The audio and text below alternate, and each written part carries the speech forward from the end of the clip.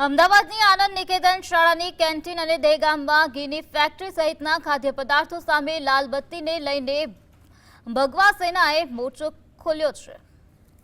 તો તેમજ આ પ્રકારના અસુરક્ષિત ફૂડ માફિયા ઉપર કડક અંકુશ લાવવા માટે મહારાષ્ટ્રના અધિકારી તુકારામ મુંડે જેવા આઈએએસ અધિકારીની ગુજરાતમાં નિયુક્તિની માંગ કરી છે. ઉલ્લેખનીય છે કે તુકારામ મુંડેએ પોતાના 21 વર્ષના કાર્યકાળમાં નિષ્પક્ષ અને ઈમાનદાર કામગીરી કરવાના લીધે 25 વખત બદલીઓનો સામનો કર્યો.